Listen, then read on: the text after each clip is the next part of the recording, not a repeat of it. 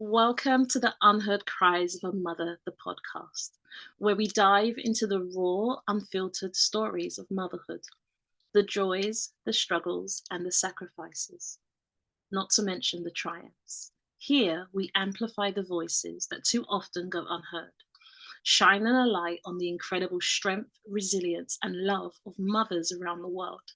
I'm your host, Sabrina Ben Salmi, and I invite you to join us as we uncover the stories behind the smiles, lessons learned, and create a community that uplifts, supports, and inspires. Let's honor the unheard cries and celebrate the silent victories of mothers together. Please help me to welcome my special guest, Alka. Alka, thank you so much for joining me here today. Oh, Sabrina, thank you so much. It's a pleasure of mine that I could be here with you and share with your audience. Excellent, absolutely excellent. So we're going to dive straight in with the first question. I'm really looking forward to this conversation because you bring a nice energy. We had a brief conversation just before we hit record, and it was really nice, really wholesome.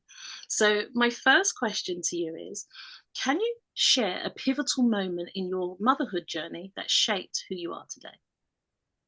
That's amazing. That's a beautiful question. Yes, I can truly share that moment when my son was born. That was a true testament when he was my firstborn. And when you have your firstborn, obviously every mother, your firstborn is always your first love and you're most attached to your first child. And for me, when my son was born, there was so much joy, and that was my first time into motherhood, and I was totally, and excited to be a mother and to welcome my son. And in those moments of, but let me just rephrase that. First time mothers, being a mother, it is a challenging task. But as a mother, we know there is joy. There is so much more that, we're open to doing for our children, as they grow older, but even when they are, children, they're small. There are so many moments that we want to treasure. And for me, it was so exciting to be doing things with my son. And, I can share one of the pivotal moments was I was taking my son, we were going downtown, and we spent the whole day.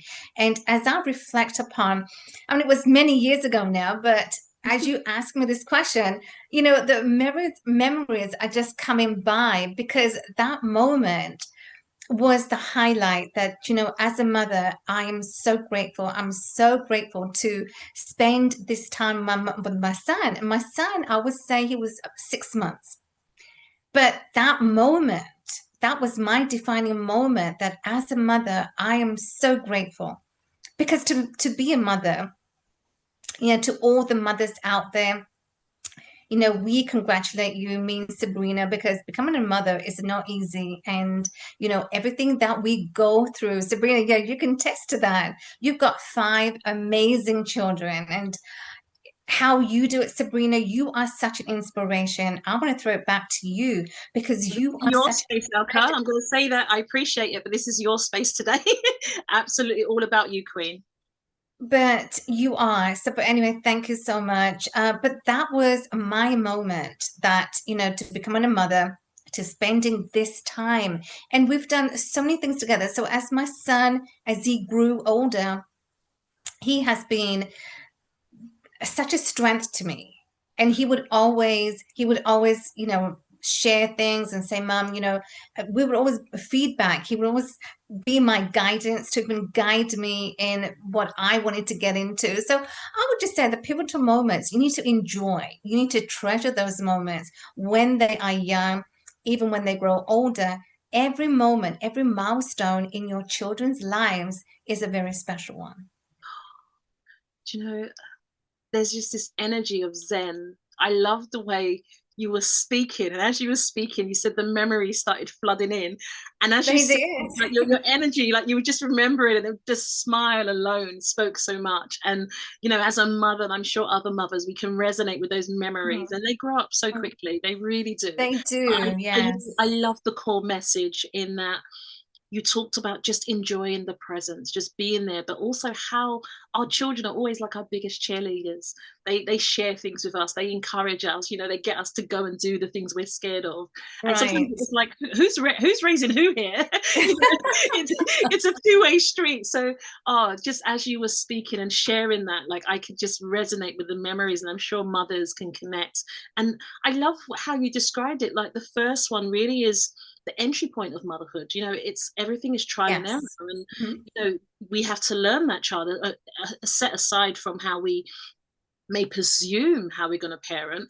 As that child enters and evolves, they teach us how to parent them. They have their own little unique makeup, but just the way your face was Right. as you were describing it, just absolutely priceless. Really, Aw, really beautiful. thank you. And that's exactly right. The children don't come up with a manual or a guide, but children, they're very perceptive, and they see as to what parents go through. And sometimes, yes, we're shocked as to like who's parenting who, that's what was said. But you do think, but they don't come up with a manual or a guide when they're born, but it's just very intuitive as to how they are so receptive. And so, yes, it is such a beautiful thing to see that how they can be perceptive and say, Mom or Dad, this is how you need to do X, Y, Z. And then we do that, but they are such an amazing guide that is you got to be grateful and thankful to raising beautiful children. Totally, totally. I can't even contain the smile. It's only question one. Oh, that's a beautiful response, Alka. Thank you so much. So my next Yeah. question is, what's one part of your story that you feel has gone unheard or unacknowledged in motherhood? Wow, yes.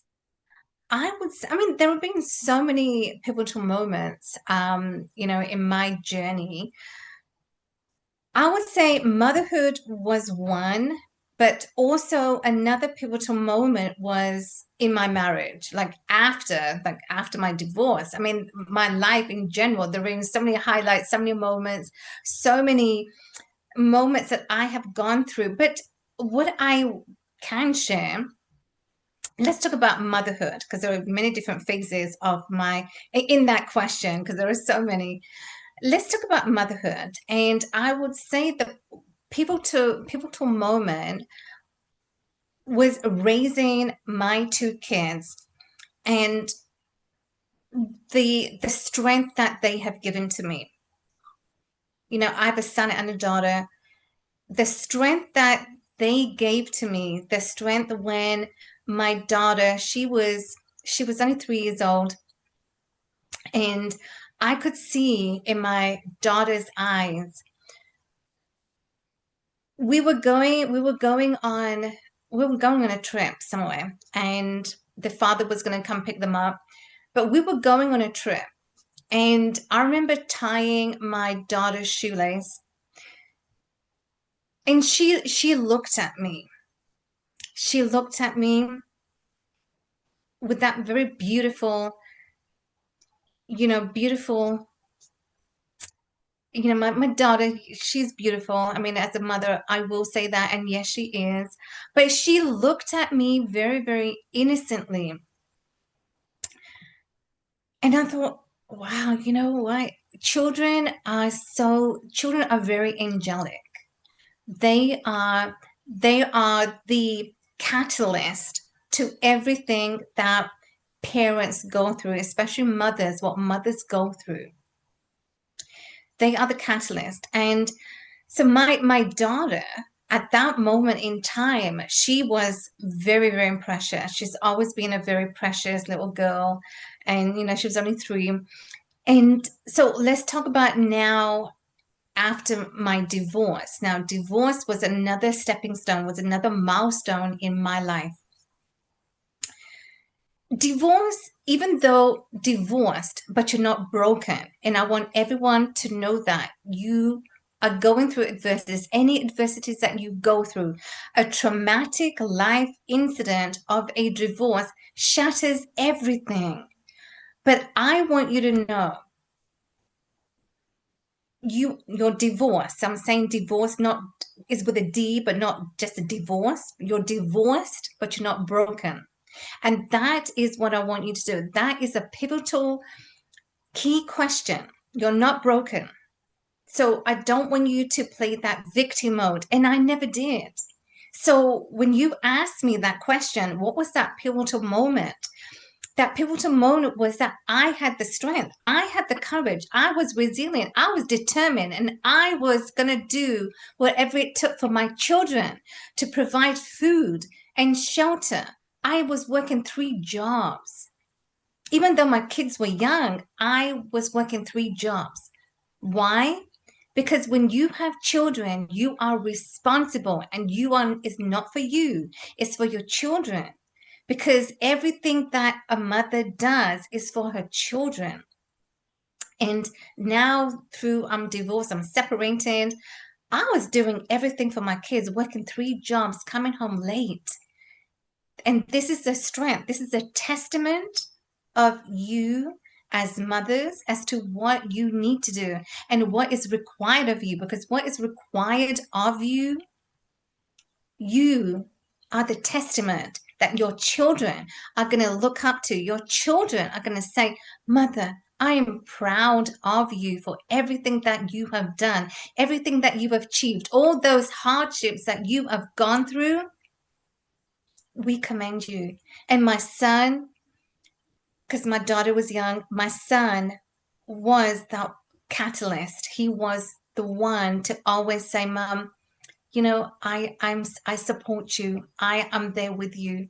And he always has been, even to this day. Like, so those were the moments of my life. Those are the pivotal moments that, from the start to finish, it has just been an amazing journey. I mean, it truly has. But your perspective is how you see it. Absolutely. I love how you closed, like you gave a very wholesome response, but you ended on something that I think is so important. Perspective changes everything. It's really how we perceive things that will Yes, dictate our actions. So I really love that because you're speaking with so much passion to really speak to the soul of mothers, to wake them up and to not let them sit in the bed of defeat. Because in absolutely. all honesty, we get there sometimes. And I think what's beautiful about the message is that as they're listening, if they're going through a dark moment right now, hearing that is like you awaken their soul. And I love that. Mother to mother, we need to call each other out and be that cheerleader and encourage. Sometimes we need firm words. We don't always need nice words. Sometimes we need firm words to really wake us up and shake us into action. So we look at the babies and say, okay, now I need to go. I know it's hard, but I need to push. I need to keep going. And I love what you said because they're watching.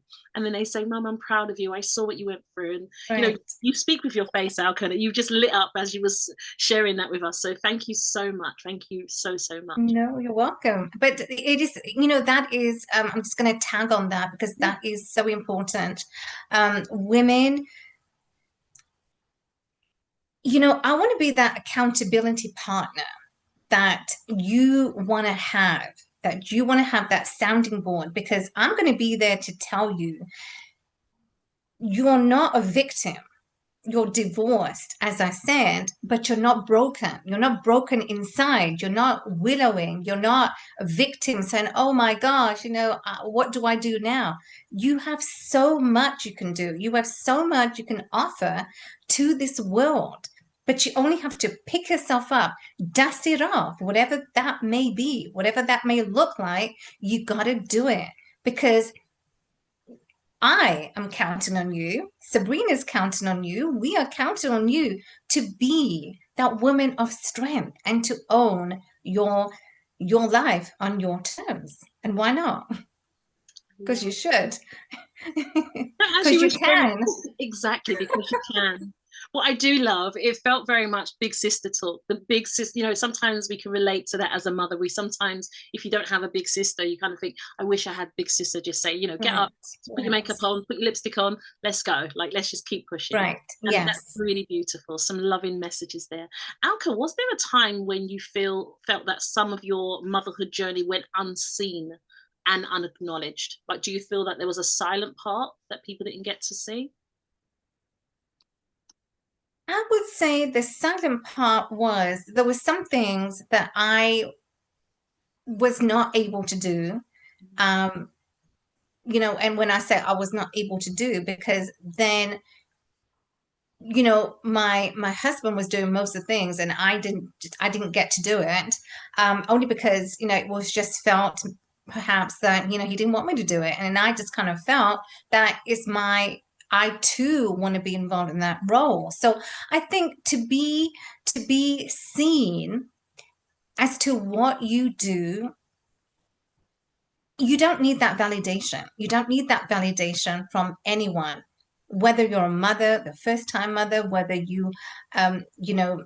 whatever that role is for you right now, you don't need any validation because you are capable, you are responsible, you are an amazing woman, an amazing mother that is taking care of her children. And so I would just say to your audience is that you need, if you're not seen as to what you are doing, the role that you are getting into as a mother, you need to fulfill that. You need to do it because you don't need the validation from the external. Oh, what a great mother you are, because you know that yourself, that you're a great mother. And when you know you're a great mother, you don't need the validation. And I've too now I am starting to realize that now. I am, my kids are older, but I'm starting to realize that I don't need that validation because that validation is in me. I'm the one who controls on my terms. It doesn't matter what I do, business, life in general. I dictate on my terms. And when you can do that, women, when you can dictate on your terms, life is going to be so beautiful. You are going to then be involved and have fun with your children, because that's what the fun also comes in. Because as parents, as a mother, if you're not present, you're not involved with your children, you're not having fun, but then you're missing out. And you don't want to miss out. So I would just say, Sabrina, that to be seen or not being heard as to how great a mother you are, you don't need the validation because that's in you. And you know that. You're bringing the energy today, Alka. I love the passion that's coming through, the ownership, getting women to reclaim their power, really realize that they aren't powerless. They can step up and recreate their life if they want to. And it all begins Absolutely. with choice. I love that. So powerful. So I want to take you down memory lane. Like at the Okay. time when you were going through the pain, what words of encouragement or support did you need at the time that would have made a difference in your motherhood journey? So I know you're a powerful woman now, but just like back at the time when it was really tough, what words did you need to hear? If we can share some of that. Absolutely. That's such a great question. And yeah, thank you for taking me down memory lane. I mean, it's amazing. No, it's amazing. And why I say that is because, reflecting on your past, that your past is those experiences that one goes through, the experiences that I went through, my divorce, that during that difficult, dark time shapes your future. And what I can share, what I wanted to hear was, you are great. You are great. Alka, you are amazing. You are such a great mother. But then, as I just said, you don't need the validation because you know who you are as an individual. You are an amazing woman. You have everything going for you. You have the potential, you have the capabilities of taking care of your children. You have the potential to to be a great businesswoman, leading her life and career. You are just amazing. So the validation Yes, that is what I wanted to hear, but it didn't happen. And no big deal. It didn't happen. No one said anything. But you know what? I just acknowledge me. So when I have acknowledged me, isn't that enough? That's enough, because when you begin to acknowledge who you are as a mother, but most important, who you are as an individual, because your kids relate to you, who you are as an individual. You know, they love you, mommy. You know, when kids are small, they come to you. They want you to hug them, and kids do that because they love you as an individual. You're first as an individual, you're second as a mother, but together you are a beautiful woman, a woman who has brought kids into this world. You need to be proud of that. And this is a huge testament to you. So yes, I'm happy to go down memory lane, but it did not happen to me. It did not happen. I did not get any single word of encouragement, but not a big deal, no sweat, because I approve of me. I know who I am. I know my kids love me. And isn't that enough? Isn't that the most beautiful piece of word of that we can get from our children? It doesn't matter if you didn't get from anyone else, you know, if other family members, but your children approve of you and they validate you. That is enough. And that, as a motherhood, you have done your work right. Making it so hard for me to respond after you speak, Alka. I want to give you your roses. I want to give you your roses because I want to acknowledge something that you're showing me here. Not only have you taken time out of your busy schedule to sit here and pour into mothers, but I love this effortless demonstration. I know you're not doing it intentionally, it's just love. You're open to walking down memory lane, but you're letting people know I don't live there anymore. Right. You know, Right. this is the house I grew up, this is the school I used to go to, but that doesn't define me. I'm not here anymore. I can see all the work and investment that you've put into your personal development. I love the courage, the strength, the acknowledgement that you give to who you once were, but that's not who you are anymore. And I think that's such an elegant way to pour into the mothers that are going to listen to this, in that we have a choice. We can live there Yes.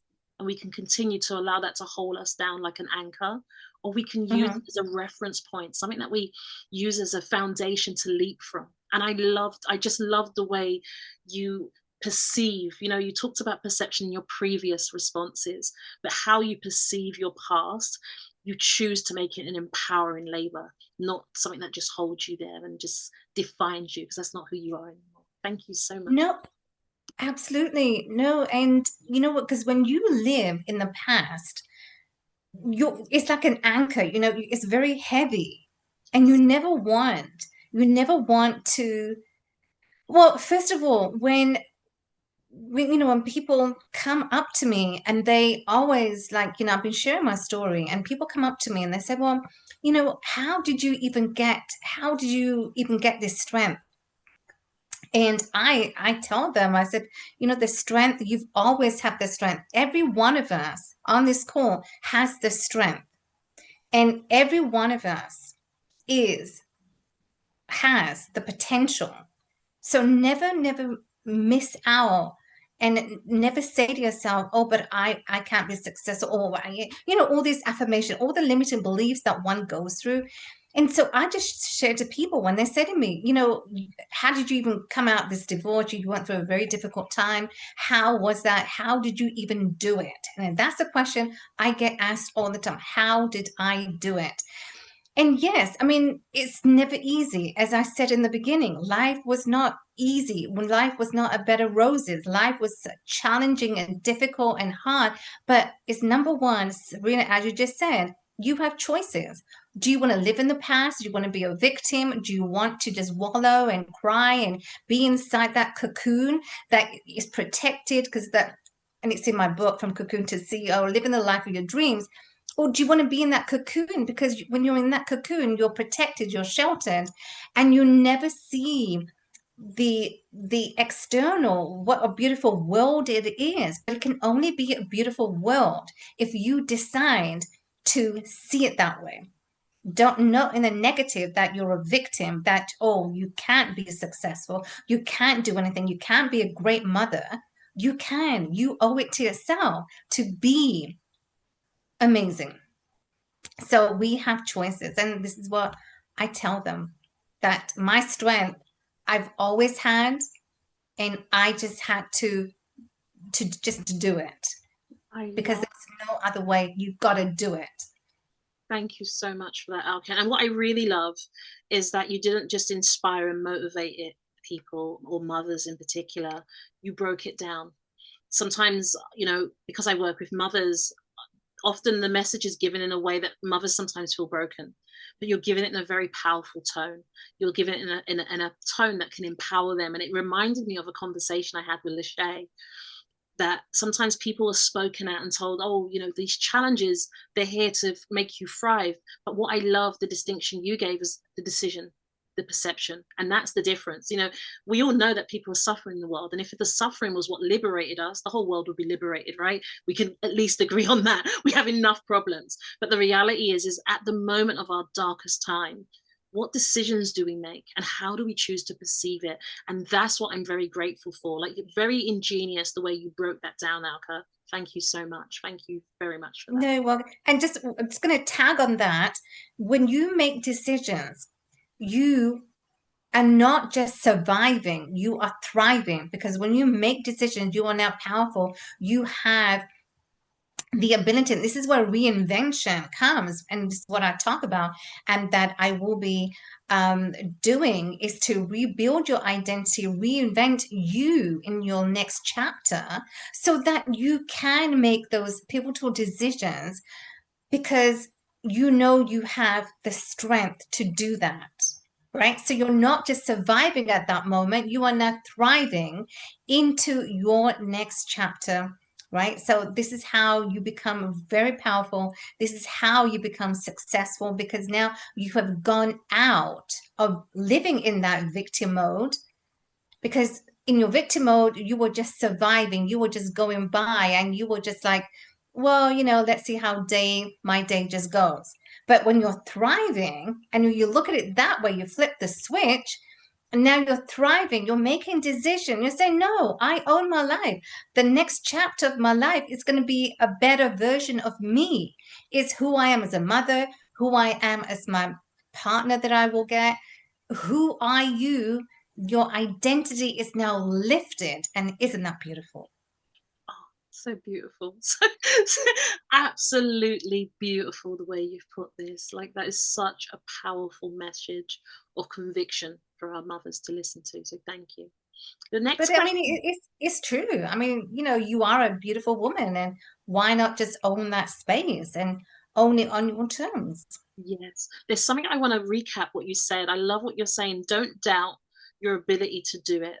And I Mm-hmm. think that's so important, because as mothers, if we take a moment to just pause right here with what Alka's saying, look back along your journey. Look at the moments where you thought you couldn't make it through, but somehow you did. At that time, Yes. you didn't believe you can. But Alka's saying, like, she has no doubt that you can make it through because you've got through so much. I think that's so powerful. And the fact that you've not only created life, you've given birth to life and you kept that life alive. That's how we become mothers, right? And even mothers, there's different mothers, all had different journeys. So some of our children didn't make it here in the physical world, and they're in the heavenly world, but part of their DNA still exists in us. There's still an exchange of that continuous gift. And there's just something about what Alka's just shared. I felt very much convicted just to get you to harness, because there's such wisdom if you take a moment, take a notepad and pen, and just process what Alka's actually saying, because I think you'll find that's a very defining moment. Don't be in the midst of what's going on. Observe it. Be an observer. Perceive Mhm. the pain differently. And Alka's saying that's when you can really harness your power. I love the message that you've come to deliver. And Alka's going to tell you a bit more about her books and what she does at the end. So, hang tight. It'll make sense as to why she's so powerful about what she's sharing. Um, so, Alka, thank you so much for that response. So, the next question I have is, how has motherhood challenged your sense of identity? Oh, wow. That is amazing.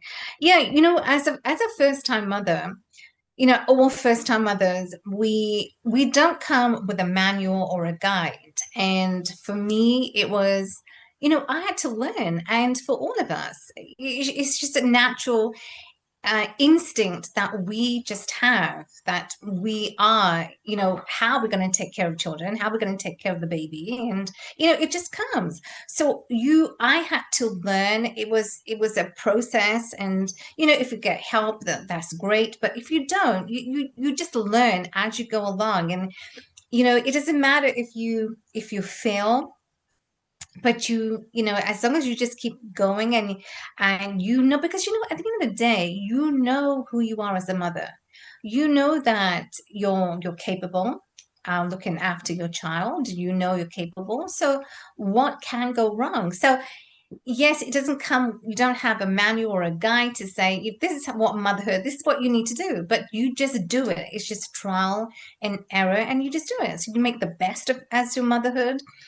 And so I will say that, when I have gone through that moment, being a first time mother, it really showed to me that, I was meant to be a mother. And then, let's be real. I mean, if we look, there are some women who, yes, they want to have children, and they long to be mothers. They long to have children. And, I'm so proud of women who want that, who desire that.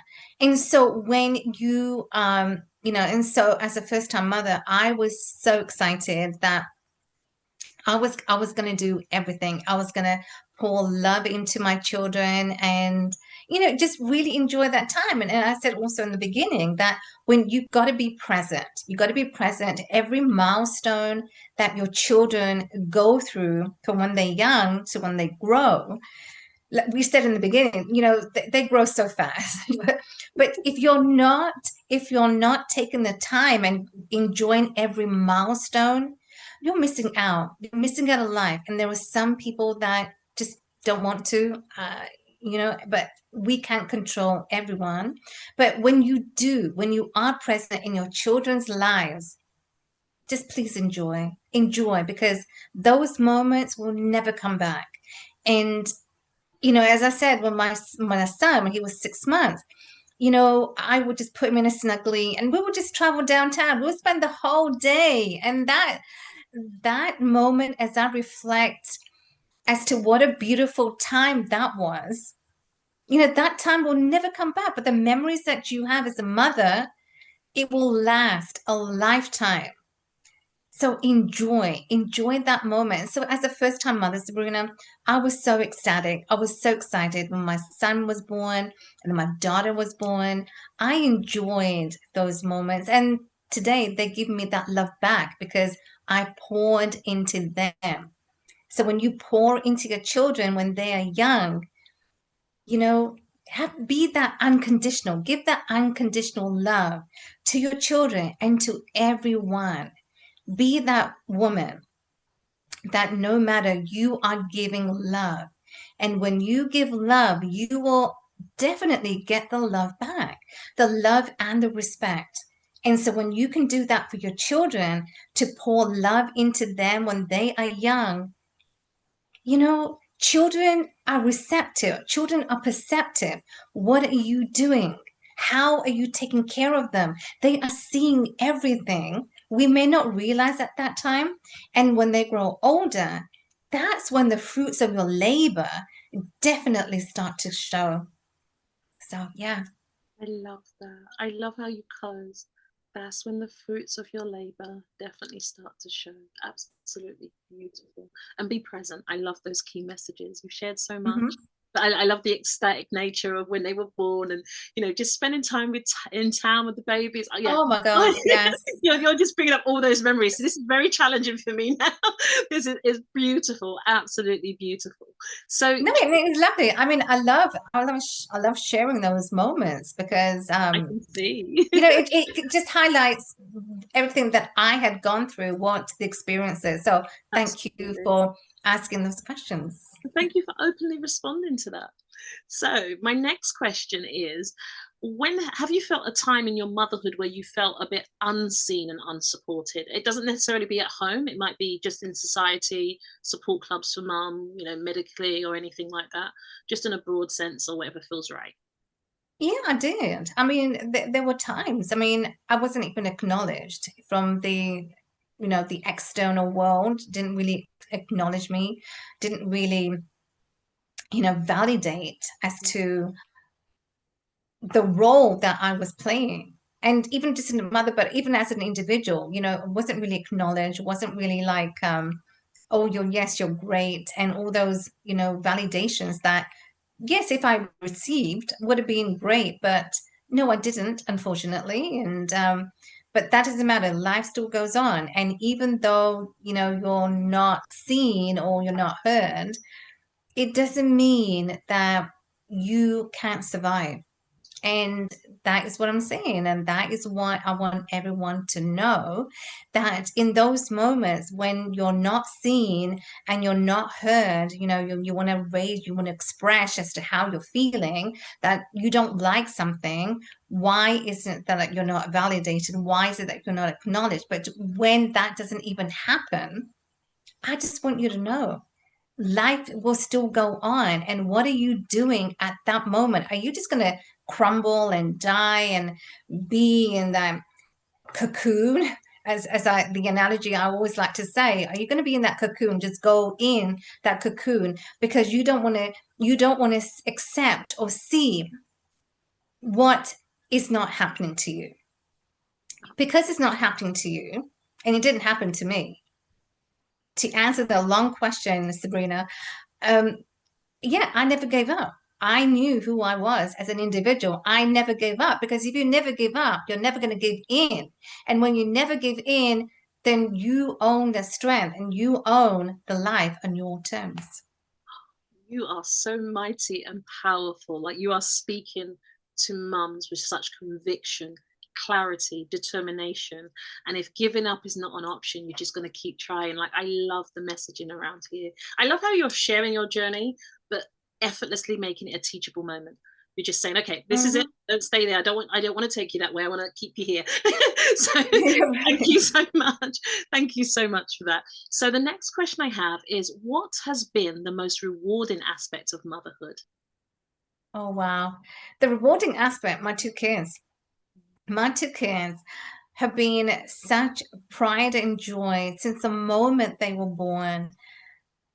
You know, when you hold the child in your hands, in your arms, there is there is a sense, there is a sense of belonging, and you nurture those that moment. You nurture that. And when you nurture that moment when the child is born, you're holding in your arms. There is nothing, that beautiful moment that is right there. And that is the biggest reward any mother can have. That is your reward. That is your certificate. That's your diploma that you have had a great life. Because you've had a great life, you deserve to have great children. And Sabrina, you have amazing children. I'm congratulations to you because your children, I mean, I know most of your children, and I have to say the work that you have done, we're all mothers here. The work that you have done, it is just incredible as to what you do. You are the biggest inspiration. You are an inspiration to me. Raising five amazing children is not easy, but congratulations. My hats go off to you every time when I see you and how, the beam in your eyes just it lights up when you talk about your children.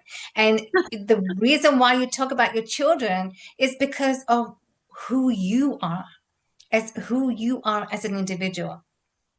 You are a great mother. So my hats go off to you. Thank you for those kind words. Alka, one thing you do know is how much you inspire me. And I really do thank you for the kind words. But the beauty you see in me also resides in you. So I really want to thank you and honor you for what you say. But I'm still going back to this is your space. Well, we're like sisters, it's that accountability, I'm just going like, But I do thank you. You're an incredible mother. And I'm enjoying this aspect of you today, like hearing you talk about your babies and the way you're just gleaming with all those memories that just flood in. And I love that how you say they're pouring into you now. It's beautiful, absolutely beautiful. So the next question I have is, what advice would you give to your younger self about before becoming a mum? oh, wow. Wow. I can never, I don't think there's going to be one answer to that question because There's so that's much. a beautiful question. That's a beautiful question. What would I ask my younger self? What I would say is when becoming a mother, you're going to be a good mother. That younger self is going to tell me, you're going to be a great mother. And at that moment, you're going to say, you might doubt yourself. You might say, well, do you think so? But your younger self, and it is so, it is, I love that question. Why I love that question? Because it's very intuitive. It's like you're looking outside, looking in, and your younger self knows you. Your soul knows you. And we may not see it at that time. I'm getting very philosophical here, You can go and but do a good but job. it is, but it is kind of, your soul knows the mother that you're going to be. We may not know it at that time. We may not realize, and but my younger self is going to tell me, is going to teach me what I need to know to become a mother. Like I said, as a motherhood, as women, as a mother, we don't come up with a manual or a guide as to how to raise our children. We just do it. And so my younger self will prepare me to becoming a mother, what I need to do, how that process is going to be, how it kind of what it would feel like to have that child in my arms. So it's Oh, beautiful. I can't wait to go back to my younger self and I see was love that true. that. Do you know something about your response makes me want to just reiterate what you said about intuitive Yes. nature of mothers. You've brought it up a few times in your responses, and what I'm hearing on top of that, or the underlining essence of that, is trusting yourself. Like Yes. women are so True. intuitive. We actually know a lot more. And I love the way you said it about your soul teaches you, just surrender. The head gets in the way, but intuitively, I love it. It's so beautiful. And I just wanted to bring the attention back to that because you've mentioned it a few times. And I said, if she Mhm. says it once more, I'm going to make sure I bring it up because it's such a beautiful message. Like, imagine if we had that level of trust and surrender into that aspect of us, how we can fully show up in our Oh, journey. yes, absolutely. Beautiful, Hmm. absolutely beautiful. So But it's thank such a different, but it's so different, just how you. we just show up. Absolutely. Well done. Thank you for that. So the next question is, how do you balance the emotional weight of motherhood whilst achieving your own dreams and aspirations? Wow. Becoming a mother, first of all, woman who is, a mother, and oftentimes, I've shared this, how to balance motherhood with your career and all the aspirations that we once had, or we still have. We can still pursue that, but you need to know, do you want to, what is that direction you want to go to? So the emotional aspect of becoming a mother, and especially when you are a single mother, it is very, very difficult. It's very challenging. It's very, those challenges are just brought in your way because, but I will say, when you do have that challenge, the emotional side of you, you are going to be overwhelmed. You are going to be stressed. All those emotions are going to come in, and it's real and it's a reality. And I just want you to know, because this is what I was going through, as a single mother. I had 3 jobs and my kids were young. So the whole weight of being a woman, being a mother, being, was everything was just, I needed to figure it out. And that is the key operative word is even though in those moments as a single mother, you're facing the whole weight of now looking after your children. You've got the whole weight of maybe if your parents are living with you, looking after your parents, if they're elderly, looking after your parents. Everything is now on you. But you know how you can manage that is time management, managing your time, managing, carving that time out for you. So when your mindset, you got to have that clarity. You got to have that clarity of mind. And this is what a tip I will share with you, because this is exactly what I did, taking care of my children, taking care of being a single mom, no support. I had to be the one to do it. And there's that word again, you got to do it. You can't just throw it to anyone else because, if you have support, that's amazing. Lean on that support. But I had no support. And so I had all that emotional weight was on me. I got to be on time for my kids, pack lunches for my kids. Then I had to go to work. Then I had to come back.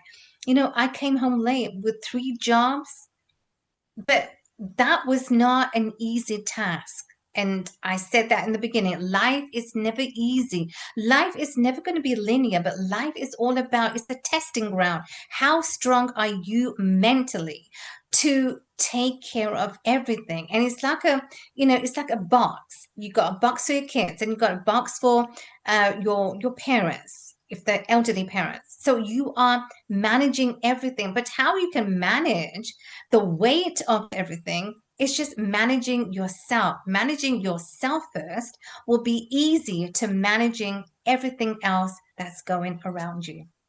I love that. And I love how you gave some practical steps. One of the things that stood out for me is the time management. I think Yeah. sometimes we underestimate how important that is. A diary with Yes. your best friend, be that digital or physical, get yourself some sort of time management operation that works for you, even if it's color coded. This will be a massive difference if you're not doing this already, because this will help you to organize your life. And once you start organizing things start moving forward. You have space. Yeah. And one thing I'll always say, when you're booking in appointments, always book in slots for you, me time, where there's nothing. Time with you is also an appointment, is an appointment with you for yourself. And it's so important. Okay. So thank you for sharing those tips, Alka. Exactly, because that's how you're going to get clarity. If you want the clarity of mind, you've got to take that time out for yourself. Go for nature walks. If you love walks, go for nature walks. I love walks, and that's what I do. I carve out 30 minutes in my calendar when I don't have like any meetings or podcasts or anything. I just carve that time and I'm just off. And then when I come back, I have clarity of mind, and then you can focus and give your 100% then to your kids or to your parents. So yeah, Absolutely. give Do you know that time to what? yourself. Exactly. And I really am glad that you mentioned, because everyone's life is different. And I'm so glad that you mentioned about some people taking care of their parents, because that is also a reality. Sometimes we're Right. a mother, it's not just mothering our children, we have to take care of our parents. So it's a Yes. nice dynamics to really think, okay, if I can manage my time better, I can strategically weave my way close to my desired outcome. I wouldn't have made it in the Yes. diary. Everything was, if you knew me, I had my diary. Everything was in the diary. If it wasn't in a diary, it wasn't happening. So that is It absolutely. wasn't happening. Yeah. Yeah.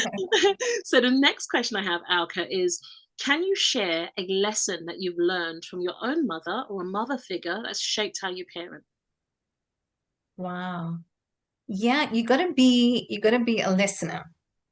Mm, You got to be a great listener, because your kids are gonna, they're gonna come to you, and when you can listen to your children as to what's happening at school, what, you know, they are leaning on you and they want guidance from you. And it's not talking over your kids, it's not talking at your kids, but are you an active listener? Listen to your kids. And when you can listen to your kids, and I can give an example. So when my kids began to go to school, they went to Montessori school. I would pack their lunches, and but I was very active in how I took them to school. And every time my son, he would come, because my daughter was young, but every time my son came home, he'd always have questions. And kids are curious. Kids are curious. And my son went through various different phases. He wanted to be a fireman. He wanted to be a carpenter. So we got him a toolkit and a box, and then he wanted to be an astronaut. So anyway, kids went go through phases, and you have to enjoy every phase your child goes through, because that's an experimental stage. Your kids are curious as to what they might want to be in the future. So my son was always asking me questions, but as a mother, as a parent, you got to listen. You got to give your 100% divided attention to your children. And that is a moment that, really helped me. I saw my mother as well, how she was with me and my brother. My mother, both my parents were, they always guided us. They were always there for us, and they always wanted the best for us. And I saw that in my mother. What an exceptional woman she was, very um she's even today, she's my rock, she's my inspiration, she's the one that guides me, and I take that guidance from my mother.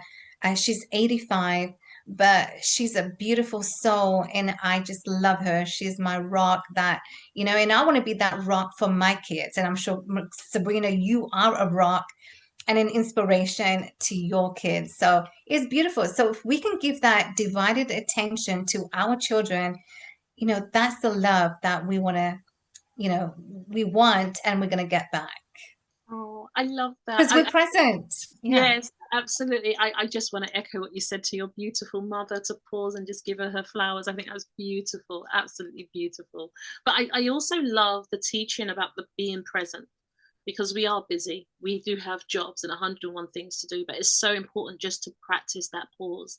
Even no Yes. matter how short it is, it will be priceless for the child. And I Mhm. have read somewhere, I can't remember what the article was, but it was saying the first 15 minutes in the morning, 15 minutes when they arrive home from school, and 15 minutes from before bed is actually the most crucial time to just be present. Give them that 15 minutes, they will feel like it's so much. And I thought, wow, that's Yes. quite interesting, because we do live very busy lifestyles, especially now. But if we can just pause as little and as often as we can, don't make yourself guilty about it. Do what you can. But like Alka says, they would cherish it. And I think that's a beautiful message. Thank you Isn't so that beautiful? And I love that, especially when the kids they go to bed at night, because when they go to bed, your subconscious, you always want to be happy. much. Even Yeah. as adults, watch a movie that is happy. You're smiling, you're laughing. The endorphins at night is better than watching a horror or something negative. And when I refuse to watch anything negative, refuse to watch. But if I do watch a movie, if it's at the weekend and it's in the evening, it's got to be a comedy. It's got to be a laughter. It's got to be where I feel good. And at night, especially when your children are small, you tuck them in bed at night. Always, always laugh. Always make sure that your child, when he's laughing with you, you're laughing together. They feel good, because that's what you want. Then when a child wakes up in the morning, he is happy. That's how you see beautiful, happy, and successful children. Because you've made that moment, you've made that point in the evening, at night, to be present and to make it a beautiful night. Whether you're singing, you're laughing together, how beautiful is that? I love that, Alka. You've got me going down memory lane. I was thinking, I want to go and tuck my kids into bed tonight. But they're like, Mum, what are you I doing? do that. Okay. They'll most likely play along and laugh at me. Oh gosh, the next question I have is, how do you define success as a mother? Wow. Is trial and error. And a motherhood, especially if your first time motherhood, it is going to be trial and error. But success comes with knowing who you are as an individual. Success comes raising beautiful children. You know, you're raising beautiful children. That is your diploma. Raising children who are successful in their own right as they get older. They're successful. And Sabrina, I see that in your children. You got to be so proud as to what they have done. I remember the kids came on my podcast. Amir was young. I mean, I don't know how old he is now. He must have grown, Oh but yeah. he was so adorable. And, you know, he had his book out and he was sharing his book. But I think your success as a mother comes from being who you are. Own yourself first. Congratulate you first. And that is what that's very important for your audience to know, is to congratulate you first as an individual. If you don't get the validation, own your space, own that right to you first, how amazing you are. And when you know you're amazing, your children have turned out to be amazing, you know, whether they're young, they've gone to good school, you know, good private schools that you put them, that is another milestone to congratulate, because you put them to good school. And when you put them to good schools, they're going to turn out to be beautiful, healthy, happy children. That's so beautiful. I love that. I love how you open the response trial and error. That we're not Mhm. perfect. We're going to get it wrong sometime, but it's all Yeah, about absolutely. repetition, like just trial and error. Don't be afraid if something doesn't go according to plan. I think that's such wisdom to give to mothers, because I think we spend our time being judged all the time, or thinking we don't want to get it wrong, or thinking we're going to fail. Trial and error. Let it water off a duck's back. Let it happen. You'll learn from it. Your children will Exactly. talk you through it, and you start again. Take a deep breath and start again. But it's all about the intent. You love them. Your intentions are pure. You'll figure it out. You really will. Absolutely. You know, you figure everything out as you go along. You know, life is a journey, and motherhood is a journey. You just Absolutely. try, you don't get it right. That's okay. You can ask for guidance, but as long as you're going to keep on trying, one day you're going to be an amazing mother. I love that. Love it, love it, love it. So the next question I have is, and it's not, you don't have to respond to this. So some parents, some mums didn't feel they had to rewrite anything. But the question is if you could rewrite an aspect of your journey as a mother, would you rewrite anything? And if not, it's fine. No, I don't think I would have to rewrite everything, because, you know, everything that I had gone through, whether, you know, after my divorce, I I stayed true to who I was. And when I stayed true to who I was, whether, you know, I was not being accepted, I was not being validated, I was not, you know, people thought I would never be successful to succeed. But I always owned that. I always owned the narrative that yes, I will be successful.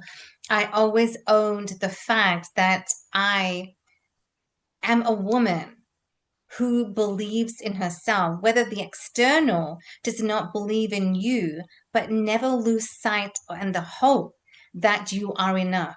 And when I didn't lose sight of that, I gained the clarity that perhaps this wasn't the step or the relationship I needed to be in.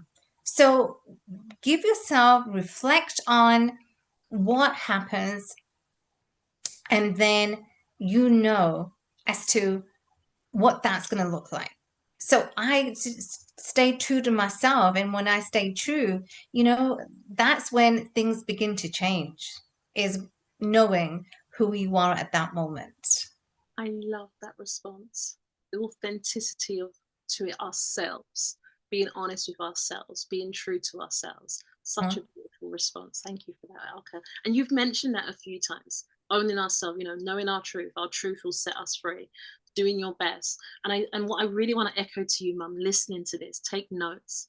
Alka's talking about you owning your power, reclaim your power. Don't operate from a place that you're powerless and things are happening and Right. everything's Yes. happening to you, and you're not a leaf.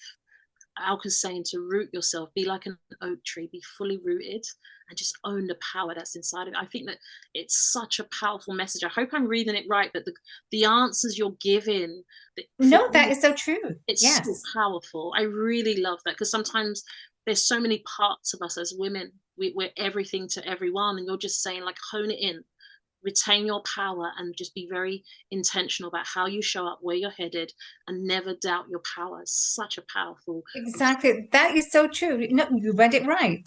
That Thank is true. You gotta be grounded because you. it doesn't, you're not, it's not like the wind. The wind, the leaves are shaking, but you're not gonna shake. So you're gonna be unshakable. And how you can be unshakable and unstoppable is to own your power. Owning your power means that you are grounded. Doesn't matter what happens around you, whether the wind is windy, but because it's windy, are you going to just float around, or are you going to say, no, I'm going to stand still? Doesn't matter what's happening on the external around me, is windy or it's raining or whatever the case is. I am going to be grounded. And when you're grounded, you're centered mentally, emotionally, spiritually. You are connected, you are one. And when you're one, your identity is who you are. And what is the meaning of identity? Meaning of identity means that you are reclaiming, you are rebuilding who you are. And who you are is that testament of no matter what happens, you own that power. You own who you are at that time. And when you own who you are unshakable. So if it's windy, you're not going to be shook, you're not going to be shaken, but you are then going to you're just gonna be unstoppable and to do whatever it's going to take for you to do that. I love that. I absolutely love that. Mum, I know that you're taking notes, and you must be curious about what's the book that Alka's written. What does she do? We have got a few questions to go through. We're going to get to that. So my next question, Alka, is how has societal or cultural pressures influenced the way you approach motherhood? Wow. I think society in general, I think it does put a lot of pressure on most women as first-time mothers, society, because first of all, let me just backtrack. First of all, as first-time mothers, it's not easy to raise children or to give birth to children. And some people, they do go through a very difficult time. And, I acknowledge women who may experience that, but I think as society, there are pressures because society wants you to be a good mother. And what is the definition of a good mother? A definition, in my opinion, of a good mother is one who listens to her children, one who's there for her children, the one who is who is present with her children. And no matter what the hardships that she has gone through, society wants you to be a woman and to be acknowledged, to know that the work that we do, the role that we play as motherhood, is not an easy one. And I think because it's not easy, women have to be acknowledged. Women need to be acknowledged. The work that we do. I mean, motherhood is very challenging. And people often say, becoming a mother is the most difficult task that you can, and you would agree with me, Sabrina, it's the most difficult task there is. And it's one that is just not acknowledged. And I think there needs to be more of that. Very true. I love that you've said that, because the reality is you don't know what you're dealing with from day to day, and it's challenging, Yes. and it does go unacknowledged. So thank you for highlighting that. The next question I have is, what role has community played in your journey? Has it been a source of strength for you, or something that you struggled with? No, I think the community has been a source of strength for me.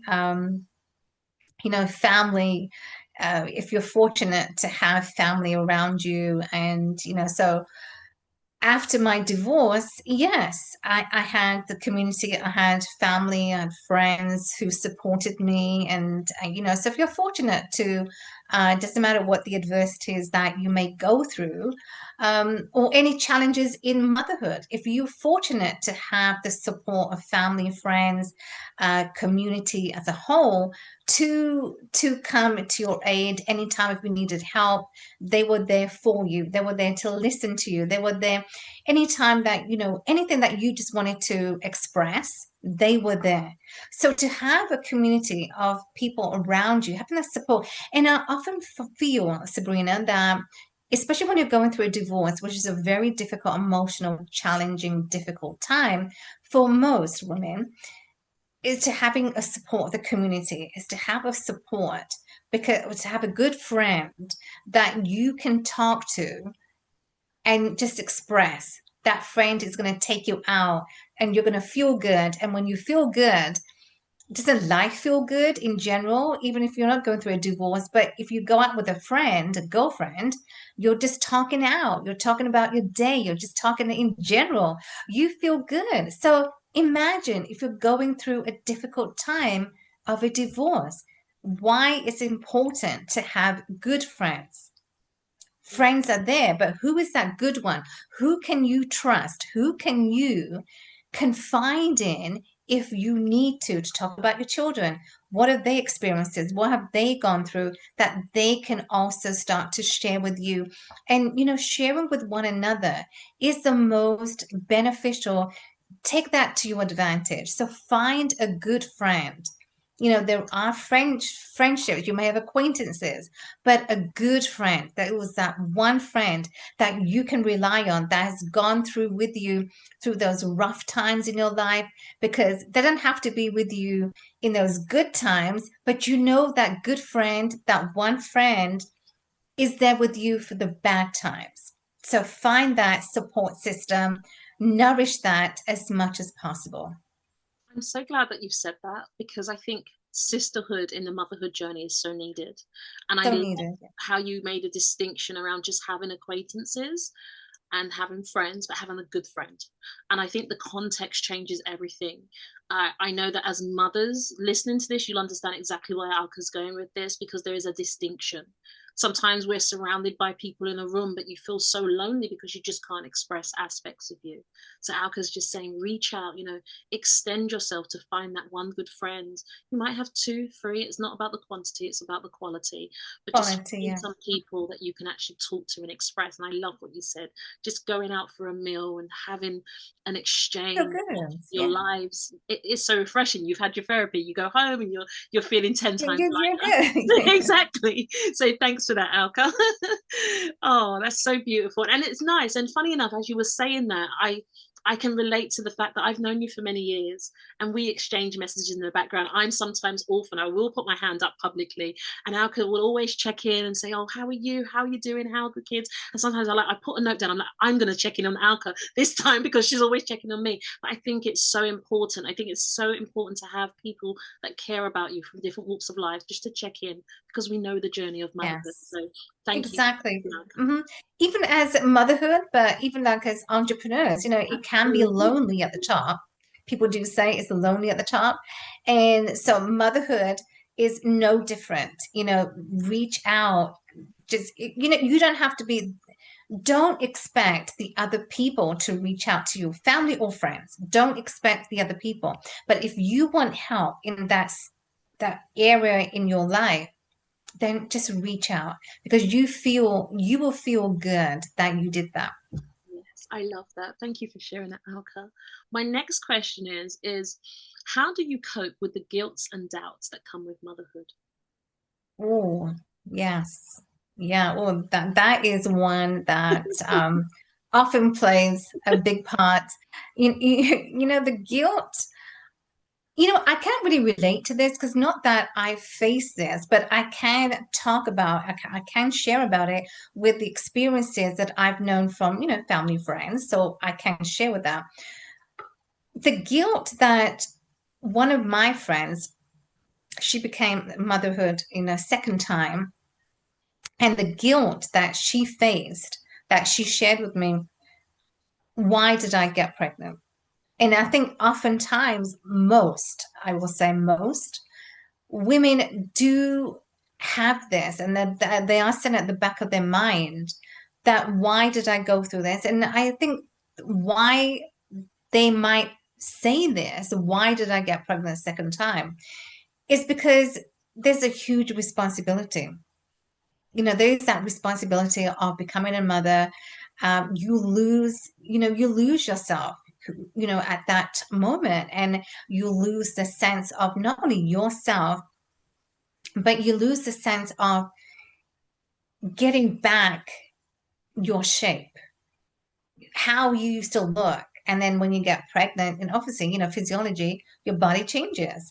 And so this is the guilt that I'm hearing from most women, that this is what happens, that, why did I get pregnant? Because, oh, my body is going to change, and maybe it's going to be like that for, forever.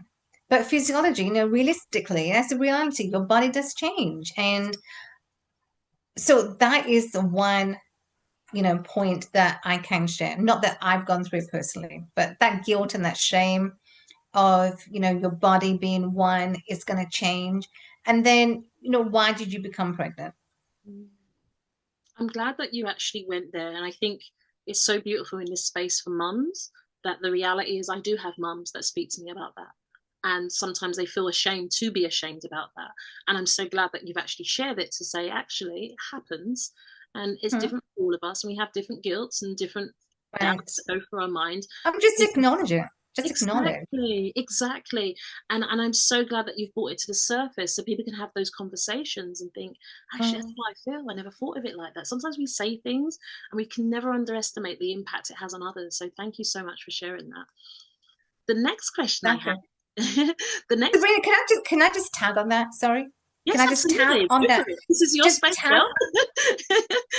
just tag on the acknowledgement, because anytime we've, and that's what I've been saying, is that freedom of expression, to express yourself when you feel like, you know on the inside, you want to express how you're feeling, whether it's the pregnancy, or you're going to have a baby. That expression, when you feel like no one is listening, or how you're feeling, how your mood changes, how, do you feel depressed? Acknowledge your moods as well. Acknowledge not just physiology, your energy. Notice everything about you. Notice your mood changes. Do you feel depressed? Do you feel angry? How do you feel? Because when you can begin to reflect on how you're feeling, and then when you're talking to a friend or a colleague, or to anyone, then you can relate. Better able to express what those moments that you were feeling, how that's going to help you. So, but acknowledge that. So without not expressing to anyone how you're feeling, no one can really help you. Oh, wow. I am so glad that you've tagged onto this because you've just shared Yeah. something I need to highlight. Mums, when you're listening to this, please don't overlook how deep this is. Alka's talking about our truth. Alka's mentioned several times about authenticity, showing up, asking for help, getting support systems where we can express ourselves. There is something very sacred about your journey when you actually give yourself permission to speak your truth. That is the Mm. beginning stages of liberation, healing, transformation, freedom. Like, I really want you to make a note about this, like, really sit down and reflect because I can't believe, like, intuitively, you're just like, I have to tag on this, I have to. So I'm glad that you said that, Alka. But I think for the listeners, if you really take note and be present with what Alka's saying and unpack it for yourself personally, be ready for a shift. I think this is an area that sometimes is combed over and you don't realize how powerful it is. A bit like time management, coupled with this, it's a game changer because I definitely reflect some of this in my own journey. So thank you for what you're sharing, Alka. No, absolutely. It's a gray area. It's a gray area that most women don't want to face. True. because of what it is, they feel ashamed, they feel guilt, they don't want to talk about it. So it's that gray area. And once we begin to unravel that area, because it's dark at this moment, is but it's when you can unravel and fully express and fully be. This is what I've been saying. It's who you are, who are you becoming, and who you are becoming is that woman who can freely express herself, a woman who knows who she is, who doesn't need that permission to have other people say, how are you feeling today? You are going to own up. You're going to own your space. You're going to say, you know what, Sabrina, this is what I've been going through. For the last 2 days, I've been feeling depressed. I've been feeling. So own your space. Oh, allow yourself the permission to how you are feeling. Yes, yes, yes. Like mums listening to this, Alka is affirming you in a very powerful way. There is something very sacred about what Alka's saying right now. I could just feel it because I know that part of my journey I had to do this and show up. Alka's very openly shared she had to do that. And I think when we can own it and just, we don't want to be surrounded by people we have to be happy around all the time. It's being able But you to, like Alka, exactly, like Alka said, reach out to that one person who you feel safe with, who you trust, and say, today doesn't feel quite right. I don't feel like I feel like myself. Can we talk it out? And that's the difference that will make the difference. Thank you so much, Alka. So you're doing amazing, by the way. oh, thank you. The next question is, what do you wish people understood about the emotional labor that motherhood has? Oh, wow. I would say, you know what, there's always that misconceptions. There's always misconceptions about motherhood and what it truly is. And people often, through the experiences, people often say, well, motherhood, it's easy and it's beautiful. And yes, it's beautiful. It's one of the most beautiful gifts that we can be in. It's one of the most beautiful gifts that we can give to another human being that is we're about to give birth to, and that we have given birth to. But to acknowledge the journey, the whole 9 months that it actually takes to have that child in us is the most beautiful and magical experiences that one can go through. And so when I say it's a misconception, because people think, yes, is easy, but it's not easy. It's not easy when you are faced in that situation. You're carrying a child for 9 months, then you're giving birth.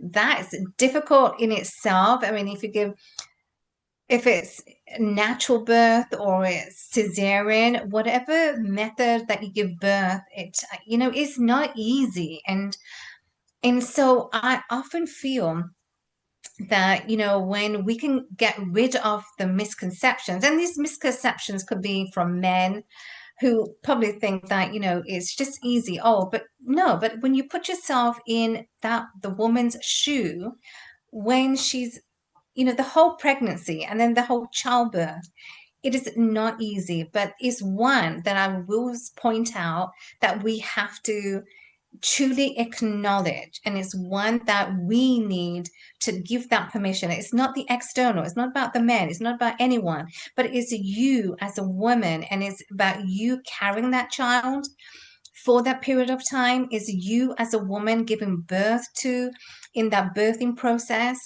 um is acknowledging you for the fact that you have the strength, for the fact that you are a powerful woman, and for the fact that you are bringing another human into this world. That is the most beautiful gift. Acknowledge.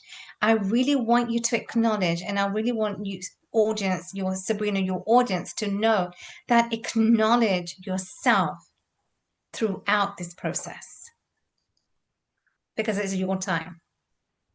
There is just this sense of just zen the way you've explained that. I love, love, love that you responded to actually address something that's so sacred.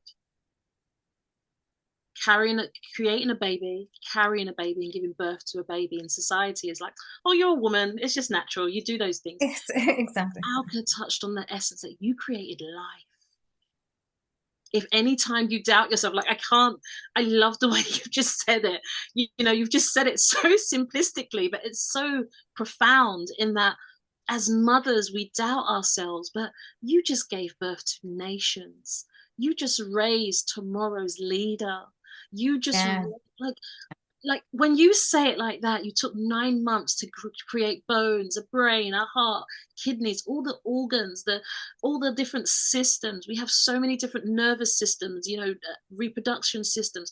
We created all of that, and I can't help but think about the previous answers, how you are empowering women to never doubt that they can have overcome their darkness because they've actually overcome so much more before. And to wrap it all up by saying you created life, like, give that perspective. It's not easy. You created life. I'm just blown away by the way you said that, because we normalize it. It's like, yeah, we're having a baby. No, you're creating life. Well, exactly, create life. Well, it's all about thinking, the processes that, just one goes through is that process. And when you think about that way, so I just wanted to just put that into perspective for your audience, is that when you think about what that takes and what it feels and what you're going through, really, you deserve that. So give yourself the acknowledgement that you're just amazing. I love that. Absolutely beautiful, Alka. It's like, wow, okay, brilliant. The next question I have is, what legacy do you hope to live and leave for your children? Wow. That's $1 million question. The legacy, yes. Everything that I am doing today and everything that we are doing, Sabrina, and every woman out there who's doing for her children, working hard for your children. I worked 3 jobs after my divorce, and not once did I complain. Not once did I say, why me? Not once did I say, I don't deserve this. Oh, why did I deserve this? Not once did I complain. That wasn't my narrative. But what I did in the process, I worked my butt off to provide for my children. And I would say the legacy that I want to live for my children. And there's a quote that I loved, and it's by Maya Angelou. You probably know Maya Angelou, and I love her. I read her books, but she's just an amazing woman. And this quote really resonated with me through my divorce, that process that I was going through in those difficult, hard time of my life. If you can't change your attitude, change your life. That is so profound, because your attitude in those moments of any challenge that you are going through, any difficult time that you may experience in your business, in life in general, doesn't have to be a divorce, but just reflect, just think about, are you complaining? What is your perspective? We just talked about the perspectives. What is that perspective that you want to look at? Is it the negative? Is it the positive? And when you want to change your life, if you want to change your life, you can't be living in the negative. And if you want to go 10 steps forward to have a successful business, to raise amazing, successful kids, you cannot be living in the negative, because that's going to take you 10 steps back. You'd never want to look in your back end mirror. You want to look in your front end mirror. Keep on looking forward. Keep on succeeding. Keep on succeeding for yourself, for your children's lives. And how are you building your life? My legacy, Sabrina, is simple. I'm living my best life. I want my children to live their best lives, to be empowered. And how can I empower my children? I need to empower myself. And so, how are you empowering, my friends? How are you empowering yourself? How are you empowering your children? Think about, reflect on your question, reflect on your answers, because how you empower yourself is how you will be empowering your children. Oh, wow, you are bringing the energy today, Alka. We're just having a Well, brief how about that, This is brilliant. Absolutely beautiful. Because I love your call to action. There was your perspective, there's your teachable moment, but it's that call to action. Like, mums, you're not watching me. I'm not going to just let you sit there and watch me. It's, come on, get pen to paper, action steps. Come on. Just do it. Awaken the giant within. I love that. Absolutely beautiful. So I'm struggling answering these questions. Oh gosh, yeah, this is brilliant. So the next question I have is, how has motherhood transformed your relationships? Oh, wow. Initially, Mhm.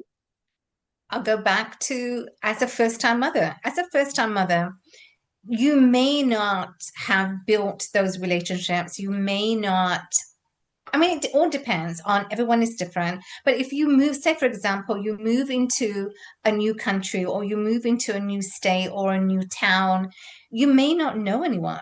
And so now you are a mother, a first-time mother, or you're into motherhood, and you are by yourself. You may not have friends. It's just you and your children. And I think relationships is you have to go out to create the relationship. So it's one thing moving to a new town, new city, new country. You don't know anyone. But that doesn't mean, because motherhood does not need to define you. You have to define yourself. You have to define who you are and get people to know who you are. And the only way you can do that, wherever that is, wherever that's new for you, ask yourself the question. And this is very paramount. And when I used to do this, I would ask myself, okay, well, who am I? Why am I afraid to reach out to certain people? Why am I afraid to go out to certain events, for example? But when you can ask yourself this question, that question is always residing in you. And so now going back as a mother, don't let that define you. Doesn't mean that you can't go out, doesn't mean that you can't create the relationships, but the important thing is not to have the expectation that people need to come to you. You have to go out, you have to reach, and you have to go collect, be around other mothers, get to know your local groups, get to know people in the church, your local church community. There are mums out there who can support you, and they will support you, because if you tell them you're just new in this country, you're new in this town, because the only way to get known is to the only way is to get known is to reach out. And that's the only way. There is no other way, because we never want to expect other people to come, because you know what, as Sabrina said, life is busy. We're all busy. People may not come to you. People may not come to ask, are you okay? People may not come to you and ask for help, even if you want help. But if you ask and you go out, you pick up the phone and you say, is it okay that you can come over? There, no one is going to say no. So connect with your local groups, your church, and or the local pastor, because they will guide you and have other people come to your aid. Beautiful, beautiful, beautiful. Again, it's Alka's talking about, you have to be the one taking action. And I love the fact that the reality is, some people, everyone's life is different, and some mothers are in isolation. You might have moved to a new town, changes happen, just having a baby has changed. Sometimes your friends are not having children, or sometimes you're the last person to start having children. Our friends' children are grown up. So it's different for everyone. But Alka's saying people don't know you need help unless you tell them. So thank you so much for that, Alka. What has been one of the most unexpected lessons that you've learned from your children? Wow. Every day is just every day's learning. And as long as we dump ourselves in that fixed mindset, we always are operating on the growth mindset, because that's the mindset, and it's how you do one thing is how you will do everything. So here, yes, we're talking about motherhood, but I'm also relating to business.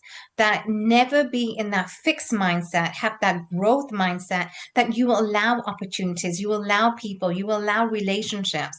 So when you're not boxed in yourself, as we just talked about the earlier question of being in that new country or new town, you don't want to box yourself in and never ask for help.